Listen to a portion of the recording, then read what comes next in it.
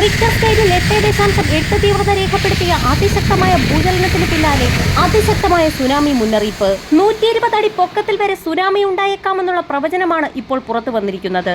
കേരള തീരത്തടക്കം ജാഗ്രതാ നിർദ്ദേശം പ്രഖ്യാപിച്ചു. ഭൂചലനത്തിന് പിന്നാലെ റഷ്യയിലും ജപ്പാനിലും ആഞ്ഞടിച്ച് സുനാമി തിരമാലകൾ. ഫുക്കുഷിമ ആണവ നിലയം ഒഴിപ്പിച്ചു. തീരദേശവാസികളെയെല്ലാം പൂർണ്ണമായും ഒഴിപ്പിച്ചു. സുനാമി മുന്നറിയിപ്പിന്റെ പശ്ചാത്തലത്തിൽ അമേരിക്കയുടെ പടിഞ്ഞാറൻ സംസ്ഥാനങ്ങളിൽ താമസിക്കുന്ന ഇന്ത്യക്കാർക്ക് മാർഗനിർദ്ദേശം പുറപ്പെടുവിച്ച് ഉത്തരവ് പുറത്തിറക്കി. അതിശക്തമായ ഭൂചലനത്തിന് പിന്നാലെയാണ് വിവിധ രാജ്യങ്ങളിൽ സുനാമി മുന്നറിയിപ്പ് പ്രഖ്യാപിച്ചിരിക്കുന്നത്. അധികൃതർ സ്ഥിതിഗതികൾ സൂക്ഷ്മമായി നിരീക്ഷിച്ചുകൊണ്ടിരിക്കുകയാണ്. ഏത് അടിയന്തര സാഹചര്യങ്ങളും നേരിടാൻ പൊതുജനങ്ങൾ സന്നദ്ധരായിരിക്കണമെന്ന് നിർദ്ദേശത്തിൽ വ്യക്തമാക്കിയിട്ടുണ്ട്. ഉപകരണങ്ങൾ ചാർജ് ചെയ്ത് സൂക്ഷിക്കണം തുടങ്ങിയ നിർദ്ദേശങ്ങളാണ് ഇന്ത്യൻ പൗരന്മാർക്കായി പുറപ്പെടുവിച്ചിട്ടുള്ളത്. 1952 ശേഷമുള്ള അതിശക്തമായ ഭൂകമ്പമാണ് റിപ്പോർട്ട് ചെയ്തിരിക്കുന്നത്.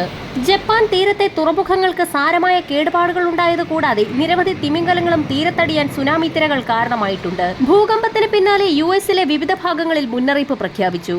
അലാസ്കയിലെ പടിഞ്ഞാറൻ അലൂഷ്യൻ ദ്വീപുകളിൽ ആദ്യഘട്ട സുനാമി തിരകൾ എത്തിത്തുടങ്ങി. മറ്റ് US സംസ്ഥാനങ്ങളിലും ജാഗ്രതാ മുന്നറിയിപ്പ് നൽകി കഴിഞ്ഞു. അലൂഷ്യൻ ദ്വീപുകളെ കൂടാതെ ഹവായി, വടക്കൻ കാലിഫോർണിയ തുടങ്ങിയ ഇടങ്ങളിലാണ് ഏറ്റവും ഉയർന്ന തരത്തിലുള്ള സുനാമി മുന്നറിയിപ്പ് നൽകിയിട്ടുള്ളത്. യുഎസിലെ ബാക്കിയുള്ള പടിഞ്ഞാറൻ തീരദേശ മേഖലകളിൽ താരതമ്യേന കുറഞ്ഞ മുന്നറിയിപ്പാണ് പുറപ്പെടുവിച്ചിട്ടുള്ളത്. അതേസമയം കേരളത്തിലും വിവിധ തീരങ്ങളിൽ ജാഗ്രതാ നിർദ്ദേശം നൽകി. വിവിധ ജില്ലകളിലെ തീരങ്ങളിൽ ഉയർന്ന തിരമാലകൾക്കും കടലാക്രമണത്തിന് സാധ്യതയുണ്ടെന്ന് ദേശീയ സമുദ്രസ്ഥിതി പഠന ഗവേഷണ കേന്ദ്രം മുന്നറിയിപ്പ് നൽകി. മുന്നറിയിപ്പ് പ്രകാരം കേരള, കർണാടക, ലക്ഷദ്വീപ് തീരങ്ങളിൽ ഇന്നും, കർണാടക, ലക്ഷദ്വീപ് തീരങ്ങളിൽ ഓഗസ്റ്റ് 2-നും മത്സ്യബന്ധനത്തിന് പോകാൻ പാടില്ല എന്ന് കേന്ദ്ര കാലാവസ്ഥാ വകുപ്പ് മുന്നറിയിപ്പ് നൽകി.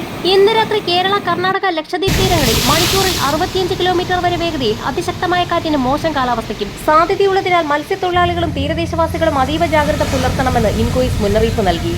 വരും മണിക്കൂറുകളിലെ കാലാവസ്ഥാ മുന്നറിയിപ്പുകൾക്കായി ചാനൽ സബ്സ്ക്രൈബ് ചെയ്യാൻ മറക്കാതിരിക്കുക.